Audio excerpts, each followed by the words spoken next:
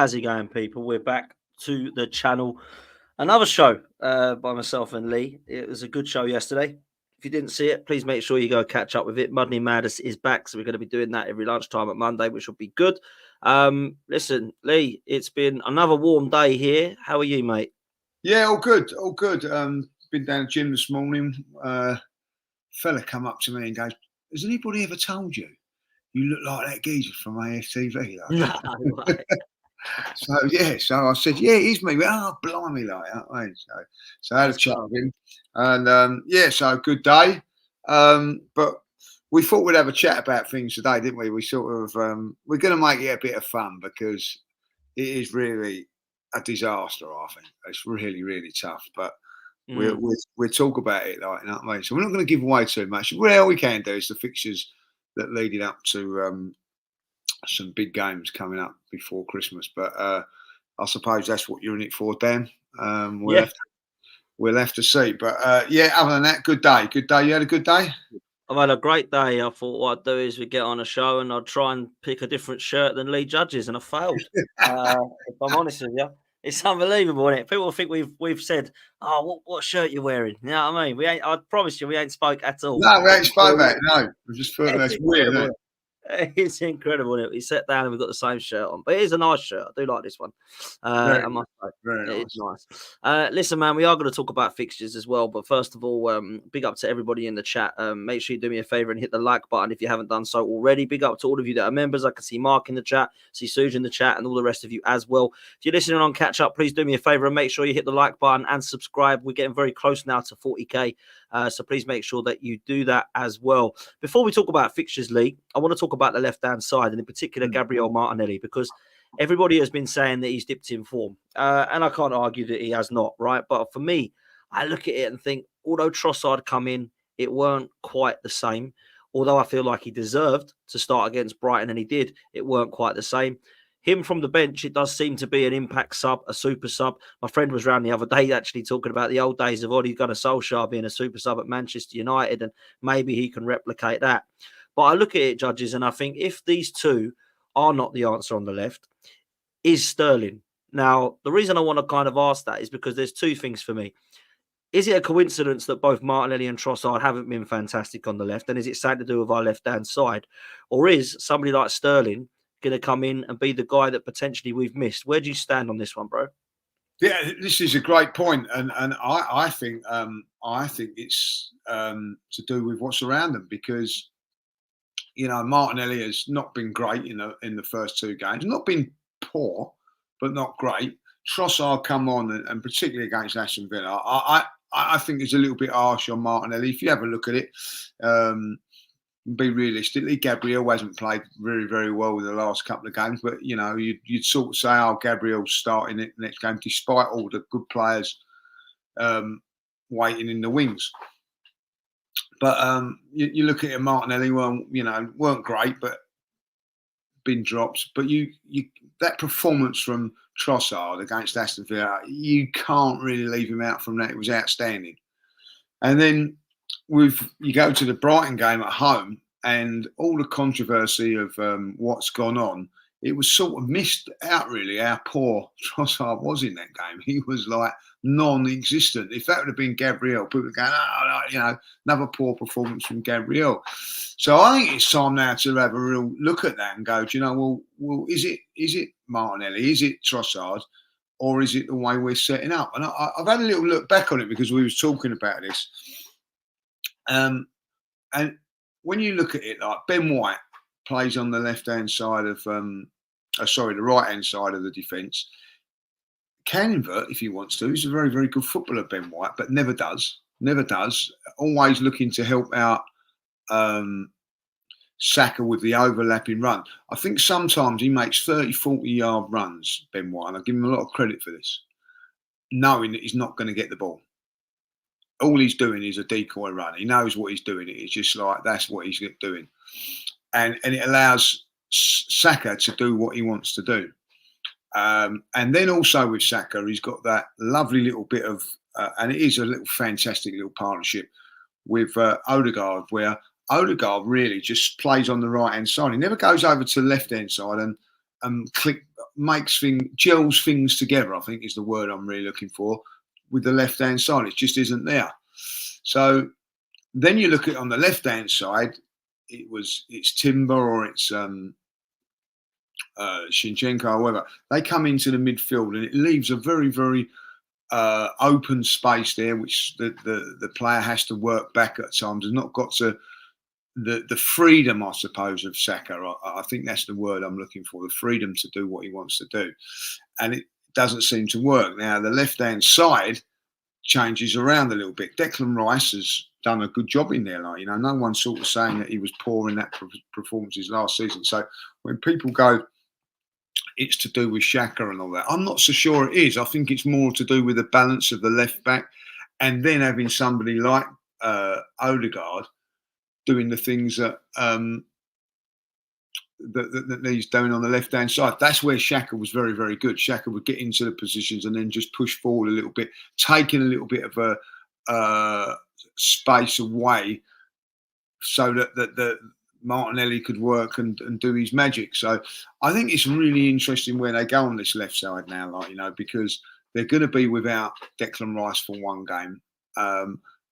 And I also think that, Dan, when they played against Atalanta, you cannot play Thomas Partey in all three games. Well, you can do. You can play him against Tottenham, then you can play him against Atalanta. But I don't think you're going to be getting him a fresh player against Man City, and I think we need them to be fresh. So I would be looking at it and going, right, well, Declan Rice misses the game against Spurs. Declan Rice comes in. Thomas Partey comes out of that game, and we'll play somebody else. And this is where it's going to be interesting. Who do you play? So you play Jorginho in there as a pivot of a 2, which we know can work, or do you take a gamble and play Shinchenko in there?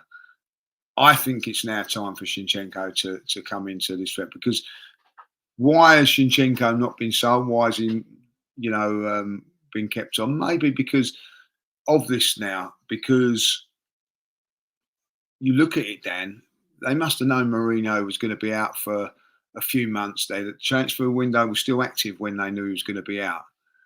They've got abundance of left-sided defenders on that side. So I think it is time now to gamble on that. Now, do you gamble in the North London derby, or do you do it against Atalanta? I think it's time to just give it a little bit of a gamble. He has played there before. He's a good player. Played very, very well at the new Tottenham Stadium a couple of years ago. So I would look at it there.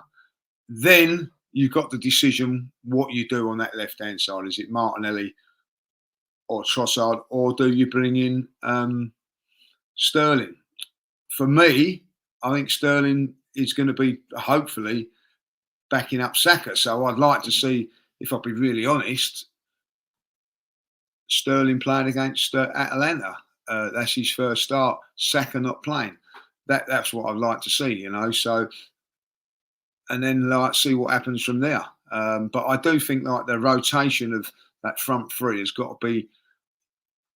Well, I'm desperate to see Jesus back, and hopefully he's against Tottenham. But I'm looking at Jesus playing against, being on the bench against Spurs, playing against Atalanta, and then being on the bench against City. That's how I see it. Resting up the likes of our player. I think we're going to talk about the fixtures in a little while. Now, I think that has got to be done. Got to be done, you know what I mean?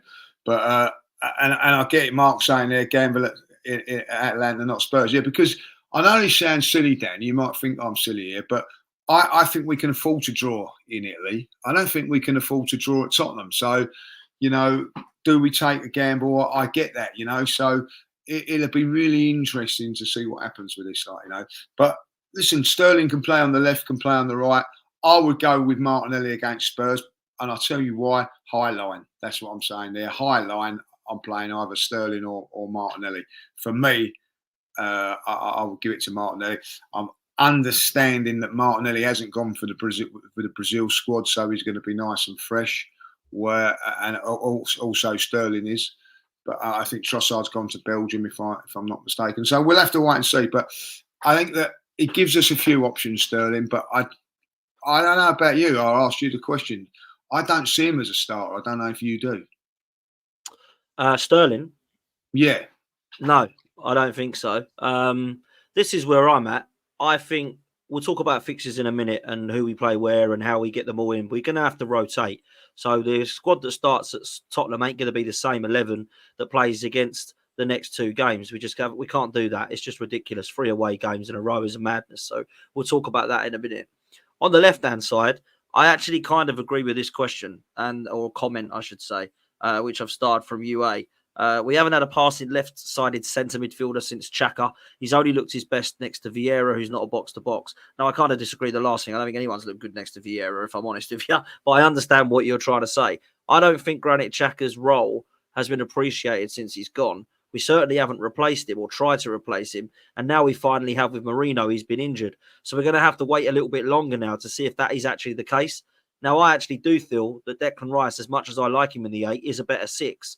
I thought Xhaka was better in that left 8 role because of the amount of passing with that left foot that he threaded balls through to Martinelli. I don't see Declan Rice threading passes through to Martinelli. I don't think they're really he's that sort of player, if I'm honest.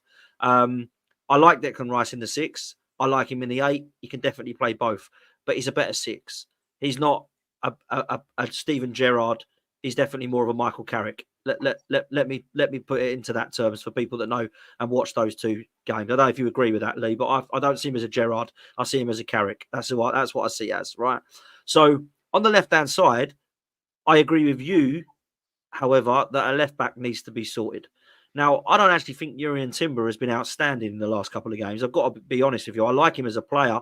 I thought he was outstanding in pre-season and in the Community Shield against Manchester City of last year before he got injured. I don't think he has been now.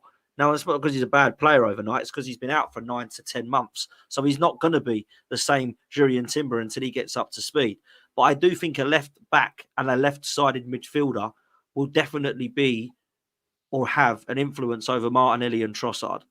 Now, I don't think we're going to be able to see that until Marino and Calafiori come in and are starting every game.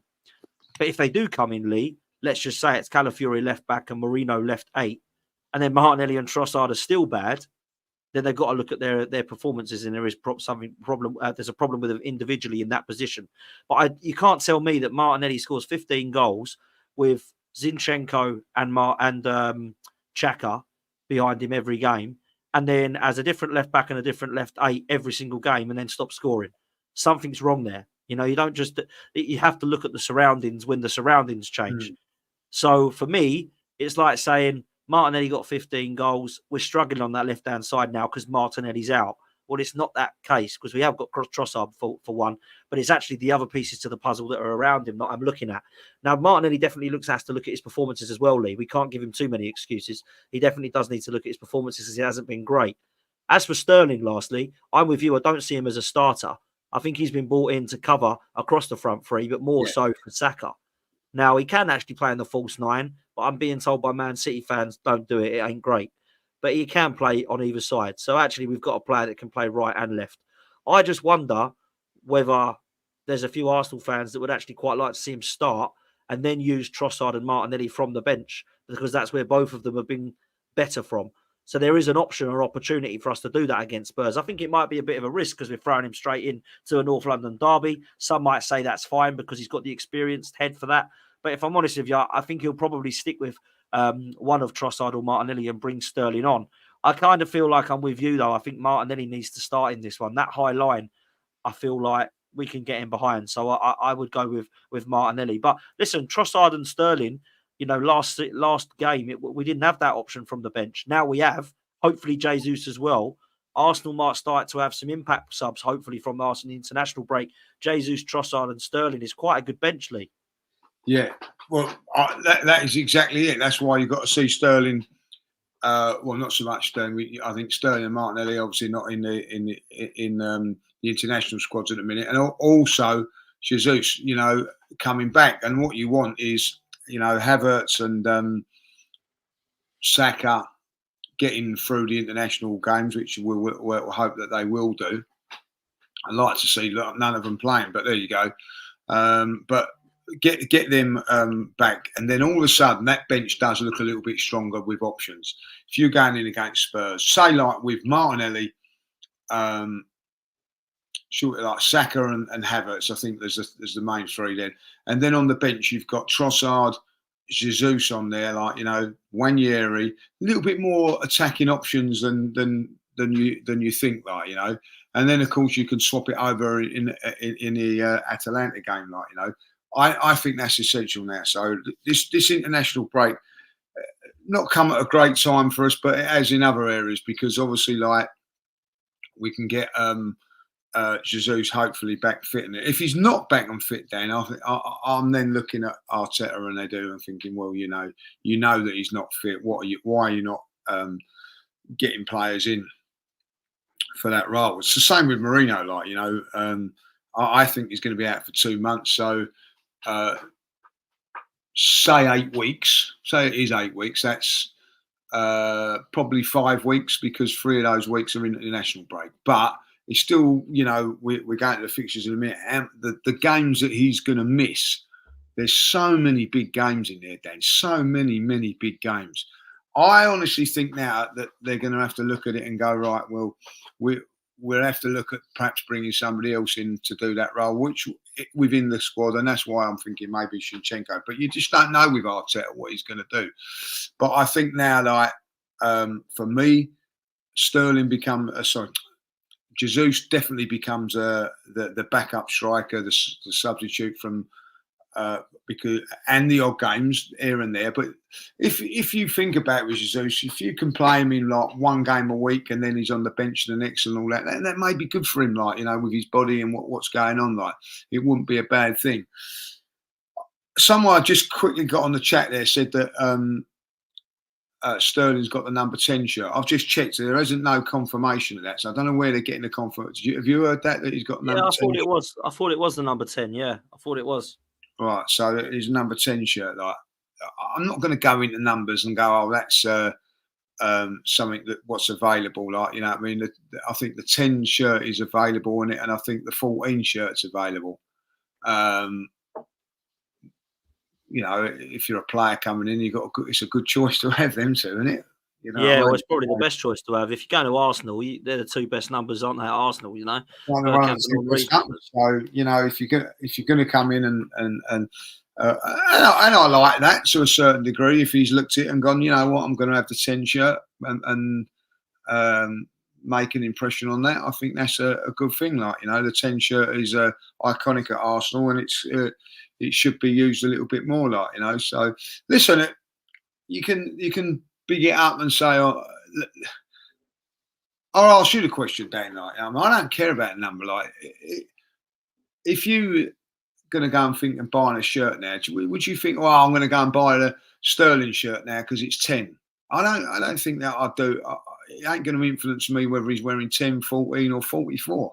I'm not going to buy. It's more the name than the number. I think so. I think it's the name more than the number. I have to ask that. Well, listen, nobody come to Arsenal saying, "Could I have number 14, please?" Until Thierry Henry come to Arsenal.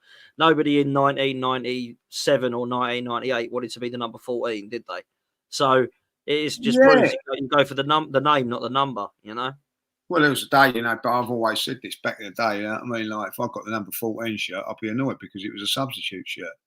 It was 12 and 14, you know what I mean? So it's never been an iconic number for me. Well, they say, don't they, play for the name on the front and they'll remember the name on the back. Yeah. So that is so true, and they'll remember the number on the back because numbers never used to mean anything really, but they do now so much to people. And I understand why, because people make those numbers famous. I've always been about that. And I'm sure Sterling would have potentially said, like, what is the number 7 available? When he finds out it's not, well, what's the next best? He'll then start looking around. But I believe it is the number 10. So that will sell shirt numbers for sure. The number 10 will search. Some people do look at that and they go, "That's Bergkamp's number. I'll have that." And it's Sterling, which is a big signing to some people. A lot of people are looking at that opportunity. And I will say this just lastly on Sterling coming in. I mean, the positives, of course, are that he knows Arteta really well. He's got a point to prove. I think he wants to prove Chelsea and Man City and maybe even Liverpool wrong that he still is a good player and he still can go and compete for titles. And he's got an opportunity to do that at Arsenal. Do you think we might see, seeing as we didn't buy a striker, do you think we might see Martinelli or Trossard up top if Havertz ain't about? Yeah, more so Trossard because he's a more similar sort of player in that role, isn't he? Like, you know, I think that if you're going to see that, Dan, you know, that means again there's problems with Jesus. So I see that Jesus, and how I see it is it's Havertz and then Jesus. They're the two, like, you know, and you could say for this game against Spurs, and it is an option as well that we've not thought about, is if Jesus is fit, Jesus plays up top and Havertz drops into the 8. That can happen as well. But I think Havertz is better up front, so I would prefer not to go down that route. But it's an option that you can use as well, like, you know. So, but you know, like, it's a bit, again, I suppose it's a bit of a gamble on Jesus' fitness if he's not. For me, I think that there is a couple of things to do. I think at the end of the day, going on to Spurs, I think, you know, they'll probably play Saha and Zuma as there too. They're not the greatest midfield. It's a midfield too that doesn't frighten you, but they can get about the park a little bit, like, you know. And ours wouldn't be, you know, Partey and Jorginho may be a little bit too.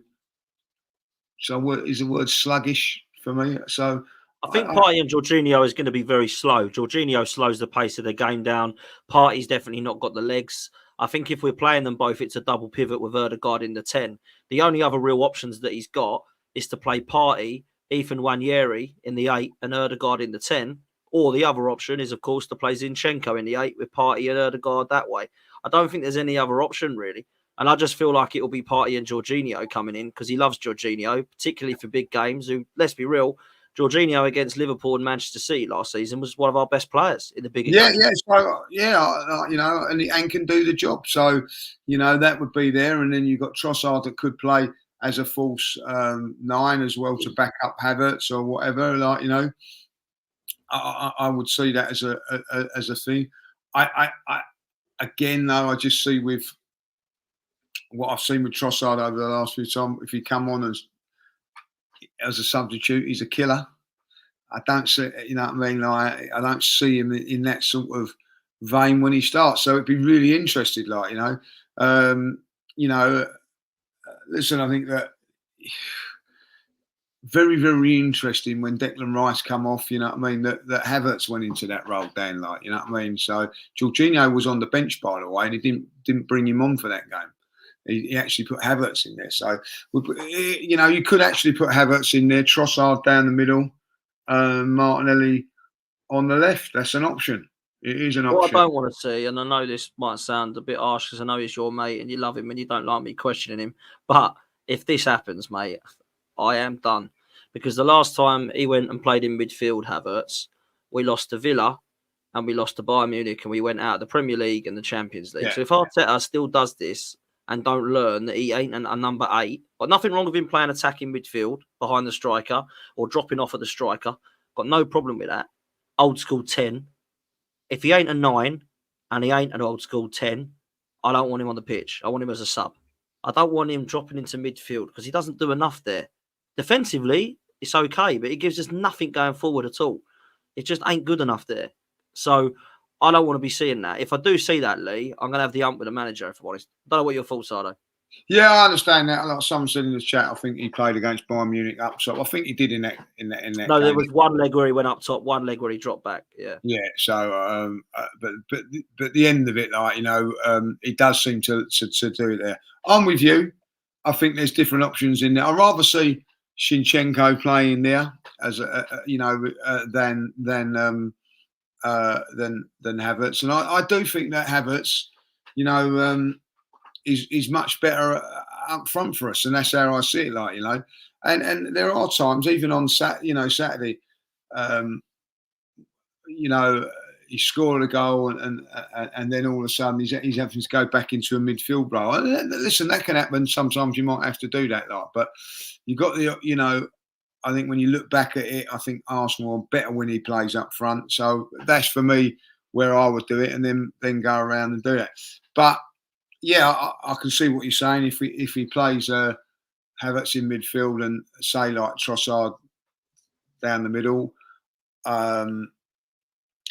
and we lose, you know, I think you'd have to blame the manager. I think even if he plays Jesus down the middle and Havertz in that midfield and we lose, I think there'd be problems. So it'd be really interesting to see what we do in that role there. You know, I'll be furious, absolutely furious with Edu and also Arteta in particular if Jesus is not on the bench or available for that North London. I'll be furious. Furious. Because if they had a transfer window to make sure that didn't happen, like, you know what I mean? We go into the biggest week, toughest week I can remember for a very, very long time, Dan. Very, very long time. This week that we're having now comes towards the end of the season, as far as I'm concerned, and it's got the same consequences if we don't get the results as an end of season 3 games. And you've not got players available that you knew that you could sort out on your heads, be it like, you know. So I expect Jesus in that starting lineup and in the squad for that next game. There's another 10 days before that game, by the way, so I expect him in it, like, you know. Yeah, facts. Listen, people, do me a favour. Big up to this super chat from Suj. Hit the like and subscribe button. We are on the road to 40k subscribers. We are 7 subscribers away from 38k. 7 people need to hit the subscribers, please. 7 people. Just hit the subscribe button, which is free, and we get to 38. And then shout in the chat if you were the 38k. Do it now, and you might get a chance to do it. Shout out if you're number 38,000. Big up to all of you. Make sure you hit the like button and subscribe. Both of those buttons are free, and they need to happen, people. Absolutely. Listen, I'm going to take some questions in a bit, Lee, but I'm going to ask you to put your questions in. Make sure you put a capital Q so we know that it's a question. But we're going to go through the fixtures because these are crazy, mate. I know. Let's just go right from the start. Let's forget this international break. Let's imagine that we're getting ready for the big one, which is, of course, the North London derby. So let's flick them up on the screen so everyone can see them. We can go through these together because obviously go through the website, the actual official website itself. We all know what we've got, and that's, of course, Spurs. Now, we've got Spurs away, Lee. We've got Atalanta away on the Thursday, which I still find weird. There's a Champions League night on a Thursday, by the way. But obviously, that's why all these are changing. There's so many now. They've got to fit them all in, haven't they, somehow? And then on the Sunday, we're away at the Etihad. Let's just stop there for a second. How have we managed to pull out 3 away games there, bro? Unbelievable that we pulled out 3 games. And our 2 toughest away games of the season. Manchester City, obviously, we know why, all the reasons for that. They're the best team in the league. And Tottenham is our local rivals, always more difficult for us than any other game, like, you know. So really, really tough to do that, like, you know. So then you play Spurs and you're thinking, right, well, okay, it's Tuesday or well, it couldn't be on a Tuesday because it was a Sunday, but they could have put it back to a Saturday like they did the Bournemouth game. But anyway, then you're thinking... Let me just stop you there a sec. We've just hit 38k, mate. Thank you so much, everyone. Thank you very much. Thank you very much. Cheers, mate. Thank you so much for that. On to 40k. Thanks a lot, guys. So thank you very much. So you think, right, well, okay, Wednesday, you know, then we've got, ain't bad because it's a Sunday game, so you've got a few more days, extra days. And then put it on a Thursday, right? Meaning that this is the schedule for it. Like. So Thursday night, they play in Italy. They fly back Thursday night. Friday have a recovery day, Saturday train, and then onto the train up to Manchester and travel for the Sunday game. Now, on a normal day, you think, oh, right, okay, that's fair enough. Like, you know, let me tell you now, Manchester City's next 3 games are all at home. They play at home in the Champions League, and they play on a Wednesday. They've got no travelling to do. It's a tough week for us. No shape or form or worries about it, like, you know. And I was hoping that we'd get a home tie in that Champions League. I knew it was coming. I knew we knew we had a Champions League game in between that. And it's tough. And then on the back end of that game, we got a League Cup tie now that's going to be chucked in there on the Wednesday. Now, people that go, oh, we don't want to do well and all that, but well, I'm with this now. Like, you know, we went out against West Ham last year. I'm not. I don't want to be going out early in any sort of cup competitions no more. I'm expecting us to beat Bolton, and I'm expecting a deep run. And if you don't beat Bolton with your backup squad, you know what I mean, that will tell me that your squad isn't strong enough. Simple as that. Every game should be taken at the and I am taking every game. I'm taking that Bolton game as seriously as I am taking Atalanta. I am now. I'm not. I was in that. I don't know if you could say like same boat as a lot of fans last season, walking out of West Ham, being beaten. I'm not bothered. Like, you know what I mean. I'm not going to be like that this season. I'm going to be bothered. I am going to be bothered. Because at the end of the day, Dan, I look at it, I'm paying my money. I paid 30 quid for my ticket last year, like, you know what I mean? And not to be bothered. It's not me. I'm not going to be like that no more. I'm not going to be. Over the last couple of years, I've been a little bit more relaxed about going out of cup competitions and all that because I could see the bigger picture. But you've had a window this season and last season now, and windows in January to bolster this squad so we can go deep in all competitions. So I don't expect to be a weak squads no more. I expect us to be going through against Bolton, and I expect us to beat them. And I'll tell you what I don't expect, Dan, is to go out of any cup competition at home. Anyone. Like we played Liverpool last year. I'm not going to accept that no more. I'm not going to accept it no more. And I'm not bothered, Mark. I'm more than bothered. Do you know what's mad is I actually agree with you about the cup situation because I was saying last night that we're favourites to go we're second favourites to win the League Cup. We're second favourites to win the FA Cup. We're second favourites to win the Premier League. And I think we're fourth favourites to win the Champions League behind Bayern Munich, Real Madrid and Man City. So I'm honest with you. I expect silverware this season. So I'm not accepting, if we get to a semi-final in FA Cup, we lose to Man City, you can't really not accept that because they're a phenomenal side, right? But if I get to a semi-final against, let's say, Newcastle, I'm expecting to beat them. If I get to a semi-final of a domestic cup against Manchester United, I'm expected to beat them. I can just about say, look, Liverpool are a good side and Manchester City, fair play. But other than that, I ain't going to be going out to teams like Brighton that we went out to last season, Nottingham Forest season before. I'm sorry, I ain't doing that anymore. Like, well, this is not what this is about. For me, we have to have a squad that's good enough to compete. Now, I have question marks that we've done that in the summer. So I think this fixture situation is definitely going to be something that we're going to have to look at seriously, and we're going to have to look at rotating. Let's continue with. I mean, we've got Bolton. We did mention Bolton, to be fair. Yeah. Obviously, we've got a few home games there. We actually got 4 in a row, as you say. We got Bolton, we got Leicester, we got PSG, which will be difficult, but they no longer have Mbappe, and we have Southampton. Then we go to the Vitality at Bournemouth, which is obviously it's a great away day, I've got to say. But it's not an easy place to go. And then we host Shakhtar Donetsk at home. Then it starts to get a little bit difficult again at the end of October, going into November, doesn't it? Because we've got Liverpool at home, as you can see here. No easy game, that one. And then we got the dreaded, around my bloody birthday. On the 3rd of November is my birthday. I've got to go to St James's Park again, which I went to last year when we bloody lost with that VAR call. We got that away. Then we got Inter Milan away a few days later on the Wednesday. And then we got Chelsea away on the Saturday, the 9th of November, mate. What's happening here?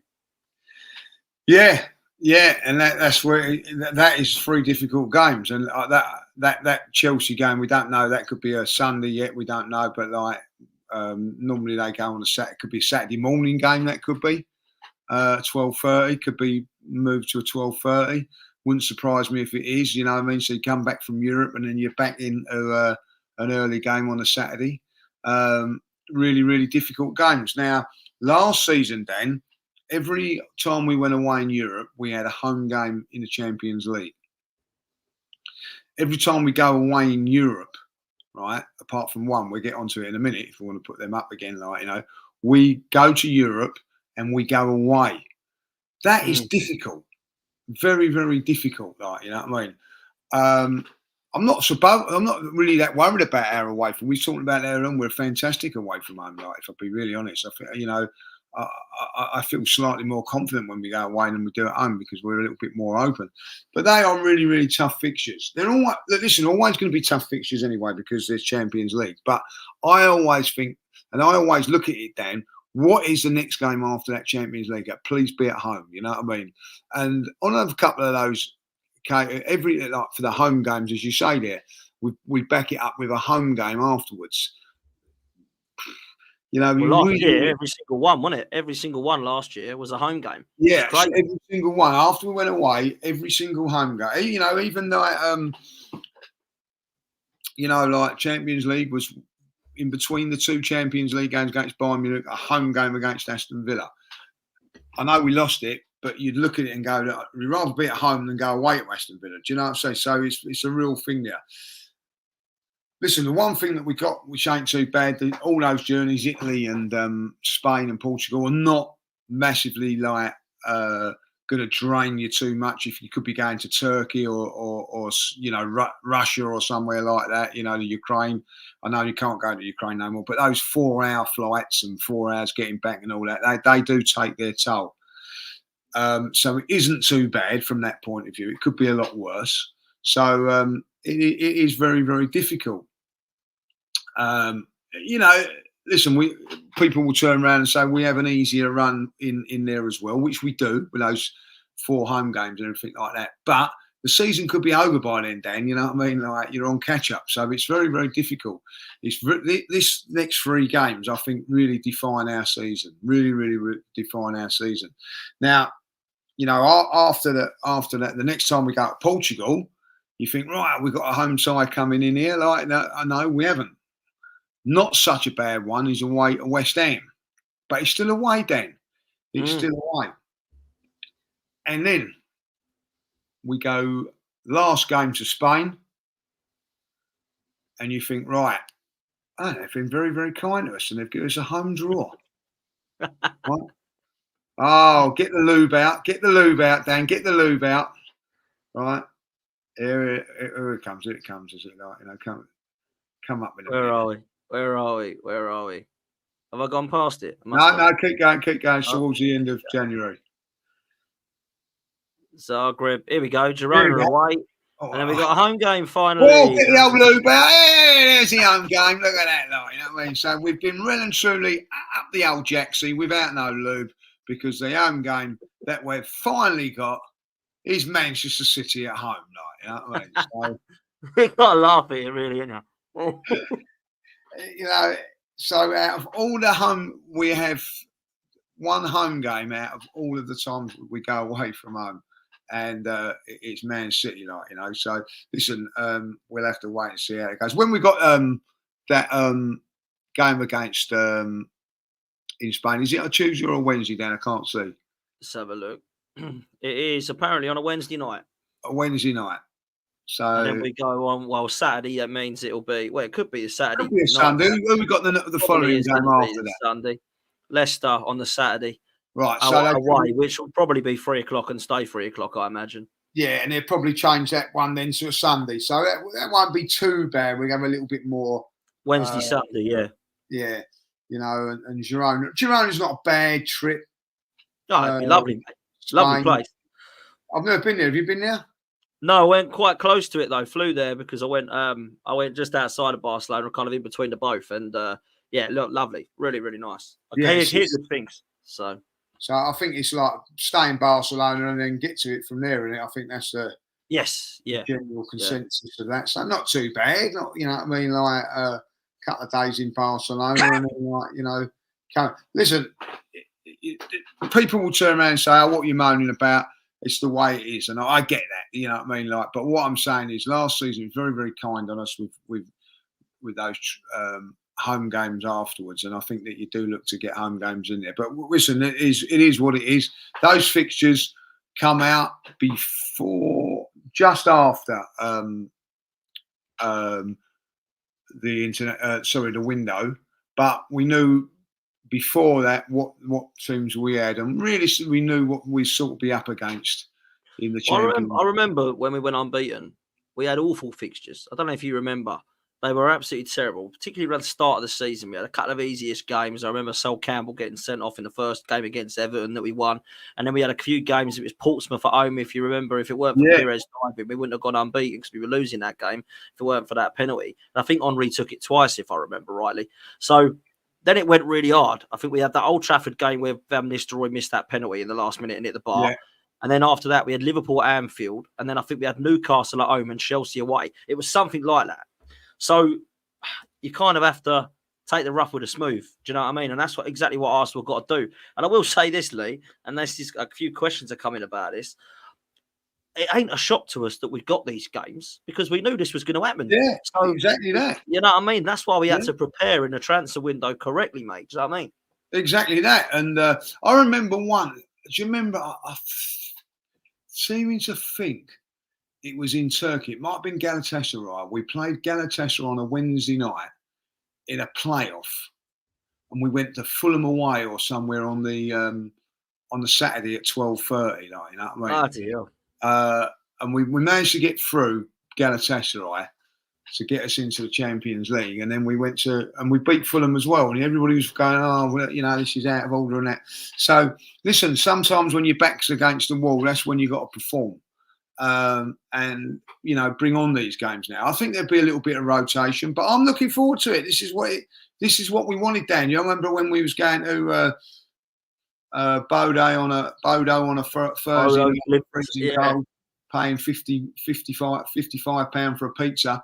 This is what you wanted to get back into the big guns. And listen, look, you know, in the next couple of weeks, going over to Atalanta, of course, you know, Europa League champions. Another nice game. Inter Milan, San Siro, big game, big place to go to. You know, Sporting Lisbon, we've been there before, but it's still a nice one to go for. And you know, as I say, Spain, these are the trips you want, like, you know. So I'm looking forward to them, Dan. I'm looking forward to them, but it's going to be tough, and you know. Your squad needs to be really up for it and all that, like, and it is a little bit of a fragile squad with players that we know are a little bit fragile. I don't know how far Tomiyasu's back before he comes back as well. I think that you want all your players back in and around when we got these games. Unfortunately, we know that Marino's not going to be there, but we need everybody else fit and available. And when it comes to that League Cup tie, the Wanyeris of this world and Miles Skelly's and that they have got to step up and perform and show us that they're good enough to be in this squad, like, you know. So it's a really, really interesting week or so. But listen, Man City have got tough games. Tottenham have got tough games. Chelsea will be in the Europa League at those sort of games as well. Not the Europa League. Sorry, Chelsea fans. Getting above myself there. It's a conference for you. Sorry about that. And, you know, Liverpool have got tough games. They've all got tough games, and that's what it's about. The teams you've got to watch out for after that are the likes of Newcastle and teams like that haven't got Champions League football. But, you know, Aston Villa have got some real tough games coming up as well. So we'll have to wait and see how it goes, I suppose. Listen, we're going to be busy. Yeah. Enjoy this little winter break. We're gonna have to enjoy it. I think as fans, just have a little break, because after this international break, guys, the October one you'll be looking forward to, and the November one you'll be looking forward to as well, because you know you're going to want to have a rest and a break and a weekend off after all those fixtures. Facts, absolute facts. Listen, let's go through some questions to close. Let's bring this one in first because it's a super chat. Carl says, would you rather play Trossard or Havertz at the 8? Trossard for me. I actually think Trossard's great in the 9 as well as Havertz, but Havertz is a much better 9 than an 8, and Trossard, in my opinion, is a better 8 than Havertz. That's what I would say. If it comes to it, yeah, I'm going to go with that. Like, as I say, Shinchenko will be also one that I will go in there. Havertz makes us click up top. So why we're weak enough as it is in midfield. So why weaken the attack as well? Like, go with your best front three. Yeah, fair play, man. Rihanna's brought this question up, and there's a few more in relation to this as well, saying for both of you, Rabiot and Depay are a few names are available out of contract. Would you go there? Obviously, Depay is a player who can play up top, across the front three. You've got Rabiot is more of an 8, more of a box-to-box. I think that is proper desperate. If I'm honest with you, no one's really gone for them for a reason. I would question their attitude. I would question what they bring to the dressing room. I don't know that they are absolute levels and needle movers, but I don't know what you think, Lee. Is there an opportunity there? I think that we're all right up front. I think we've got 2 for 2, so that ain't too bad. Like, you know, but if Jesus is to drop, you know, not to be fit, why not bring him in just for that time there? I'd bring in a midfield player. I would bring in a midfield player just to, because we're Marino down for most of those games. When you look at those games, there's a lot. You know, Marino's not going to be available for Tottenham away. Right, okay. Forget about Champions League games. Just go on these ones out. He's going to be missing for Tottenham away, Manchester City away, Liverpool at home, Chelsea away, Newcastle away. Right, they are massive. Got 5 massive Premier League games that you're not going to have there. If you was to lose another midfield player, like, you know, on international duty and all that, like, you know, then you can be in a little bit of trouble as well. You know, Partey obviously, you know, off to the African nations, probably taking his physio doctor and Massa and everything else with Arsenal out there, like, you know what I mean, and Cotton Wall they're taking out there for him. So there's all those sort of things you've got to worry about. Like, so it's about 9 games, I think he's going to miss about 9 games. I think if you count them all up, Marino. So that's what they're saying. So minimum. Minimum. I just counted up now. That's if he comes back middle of October, like they're saying. If he goes out closer to November, he'll miss more. So that's the way I see it. What is it now? What? So they're saying he's out for 8 weeks from now, like, yeah. Well, let me show you. I'll share it on screen what I've just done. See if you agree with it, right? So let's go. Let's say he's back for the Liverpool game here. Can you see that? Yeah. Let's see if you can see that. The Liverpool game there is the 27th of October. Arsenal Liverpool, right? Right. So let's say he misses. He's going to miss 1, 2, 3, 4, 5, 6, 7, 8. Yeah, 9 games in total. Yeah. And they're all massive games as well. They're not like, you know, like, oh, he's missing a couple of dodgy ones there. Apart from the Bolton game, all of them are Champions League or league games, Lee. So that's what you're saying here is that 8 weeks out is what they've said. It'd be 2 months. 2 months. Yeah. Right. So that would mean he'd be available for the Liverpool game. Right. That's with 2 international breaks that he's going to miss. Obviously, then once he's, I take it that in 8 weeks they're saying he's going to be back, not 8 weeks and he's going to be start training and all that. So, you know, listen, the next thing you're going to get down, oh, there's been a setback. You know what I mean? Like, yeah, you know, he slips over a bar of soap in the showers. You know what I mean? Like, you know, there's going to be something like that. Like, you know what I mean? So, you know, Gabriel slips on the soap and, like, you know, like fell on his shoulder again. Like, you know what I mean? Anything like you watch, there'd be a setback and all that. Like, so I'd be surprised if he is back by the Liverpool game. Right? I'm saying longer than that. I'm saying like November. I don't think he'll be back until after the Chelsea game, right? Which is, if I believe it, like Saturday the 9th. So then there's an international break after that. So we're seeing back in an Arsenal shirt by probably the 23rd of November. That's it, my bet. And that's worrying, Lee, because we've got to make do now without him. And there's options. Yeah, that's what I'm saying for all of those games. If you can't up there, so put it on there the 23rd, right? So that's so from Chelsea onwards, right? How many games is that? That is with League Cup ties as well. So that means another player's playing extra games. You know what I mean? Like, I'm saying 15 games, is it? Yeah. 15. Crazy. But that's a long time to be without your best midfielder, or one of your best, certainly your best number 8 from what we can make out. So, listen, we're going to have to try and make do.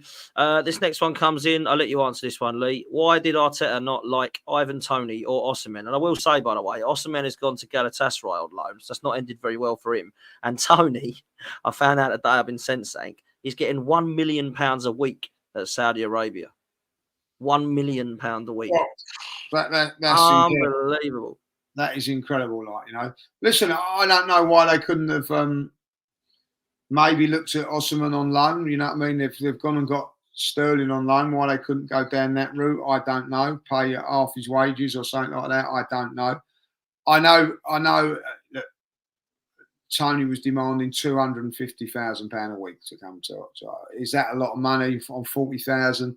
I don't know. You know what I mean? We're playing some players that, but apparently his wages were too much. And at the end of it, you have to say that most teams in the Premier League, well, all of the teams in the Premier League, didn't go for that. There must be a reason. So yeah, facts. I don't think Arteta wants a striker still, if I'm honest. But listen, I've said that all along. I've said it all along, and people laugh at me when I say this. He went for Sesko because he's young, raw, needed talent, and he could be a backup to Havertz. You're not going to go out and spend £80 million on a backup. The 80 million is going to come in straight away and be the sign. And I think he thinks Havertz is that man. And at the moment, the jury's still out on it. If he carries on doing what he's doing, and he's going to be up there. But we'll have to wait and see. I still believe that we do need that main striker, And I will say this: it still won't make us better than Manchester City. That's the only thing. If we went and got that gun striker, Manchester City have still got a better striker than us. So I see what we're trying to do, trying a different way of there's different ways to skin a cat. You know what I mean? But ultimately, I think that in games, I don't know, Man City away. Who's going to frighten it? Who's going to frighten them? That's the thing, you know what I mean? When they come to us at home, every time Haaland gets the ball, I'm nervous.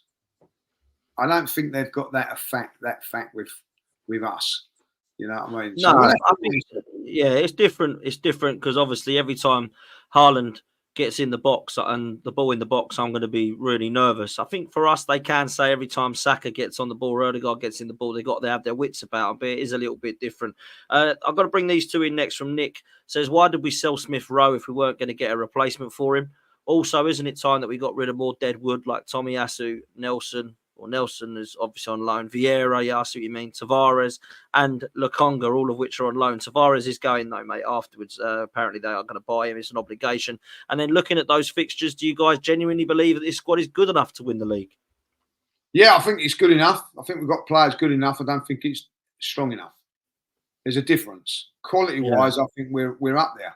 I really do. If we weren't to pick up any injuries, I think that squad's good enough. But we've already picked up injuries. You know what I mean?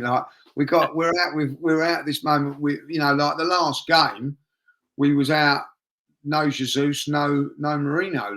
So I think we're 2 players short. 2 players short. Fair enough, mate. I'm with you. I'm with you. I think we get an Eze and a Gyökeres, and we've had a brilliant window. Honestly, that's what I think. So that's that.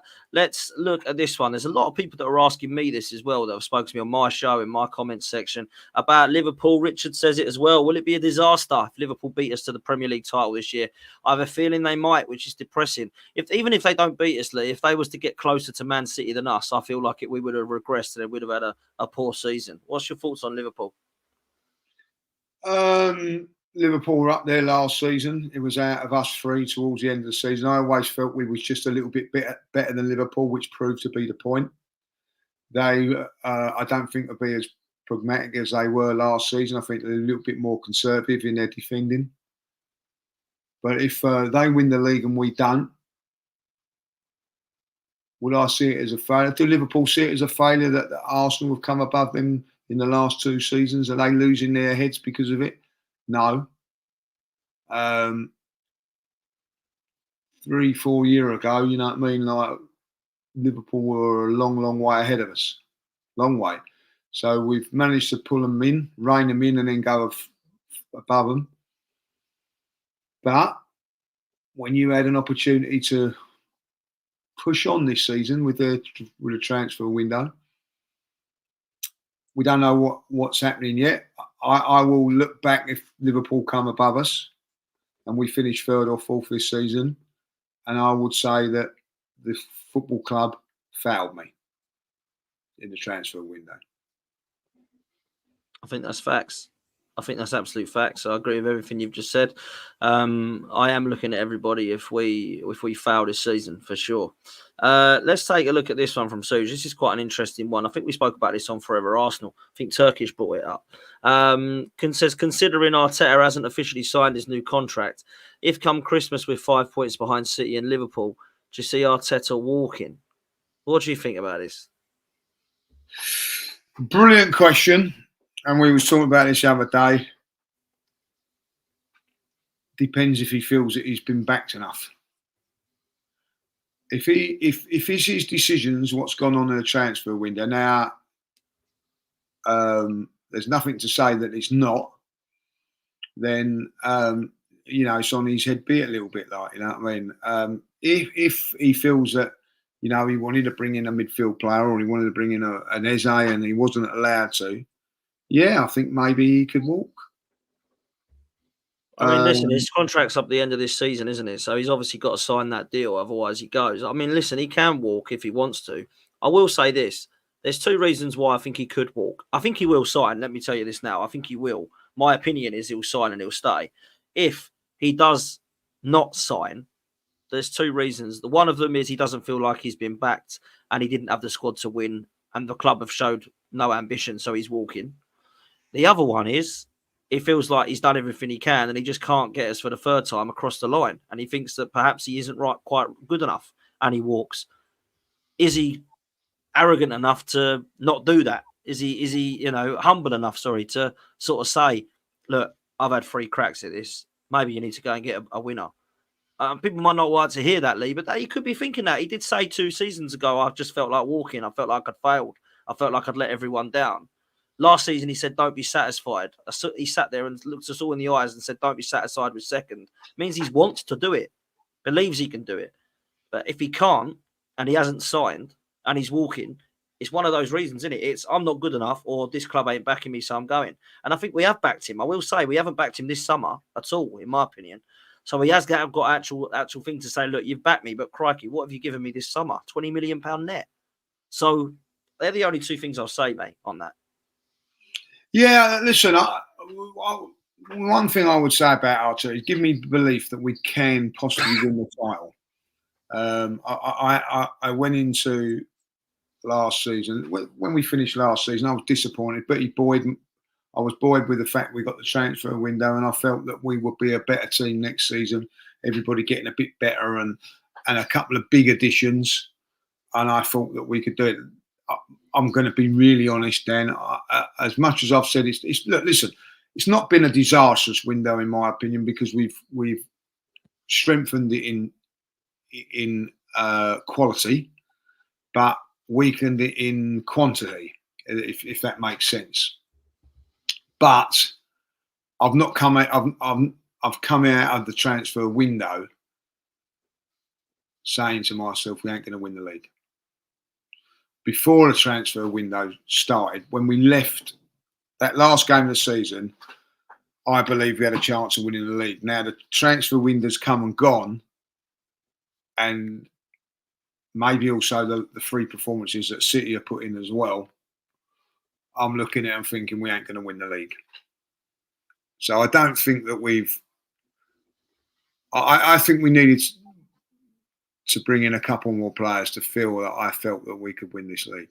That's my opinion at this moment in time. Now, hopefully I'm wrong on it when we can change, you know what I mean, and be proved wrong. Go to Tottenham, beat Spurs, go to Atalanta, beat them, and go and beat City. Then I'm going to turn around and go, wow, what a unbelievable week that has been, and I'm going to believe in this team and all that. Listen, they can remedy it a little bit in January if we're still in with a chance. I don't know. We haven't got the winter break like we did last season to rest and recuperate and start again like we did last season. That opportunity we had last season is not going to be there this season.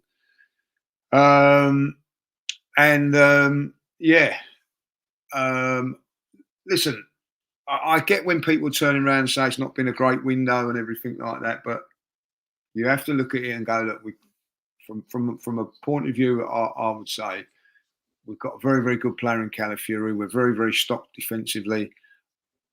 We bought the midfield player that I wanted, a midfield player to strengthen the midfield. But there's a but with it with me. There's a but with it with me. I'm not going to turn around and say it's poor and I've been let down and all that. Like, I just don't think that we've done enough in this transfer window. Well, I say I don't think we've done it. I'm going to say it. I don't think we've done enough in this transfer window to convince me that we're going to win the league. Now, if you want to say then that's a poor window, fair enough. But that's how I feel. I don't think I don't go into this season thinking that we're going to win the league. I don't think we've done enough to get over a very, very, very difficult team in Manchester City. Facts. I'm with you. I think we're too short. I honestly believe if we would have got an Eze type player and a striker like Gyökeres, Tony, Osimhen, I don't think we could complain. I think we could say, do you know what, we've covered all areas. And I think, to me, not replacing Eddie and Smith Rowe might come back to haunt us potentially, but we'll see what happens there. Listen, Lee, absolute legend. We've run out of time. Over 700 people watching for majority of this. Brilliant numbers. Thank you so much, people. Really appreciate that. Thank you so much for allowing us to hit 38,000 subscribers tonight as well, which is brilliant. So thank you so much for doing that this afternoon. Please make sure you do hit the like and the subscribe button, and do hit the join button if you would like to become a member of the channel. And Lee, I'll let you have the last word as you see us out, mate. Listen, sun shining. Forget about the Arsenal. International week. Enjoy time with family, friends for the weekend, because next week you're in for a hell of a ride. Have a good day.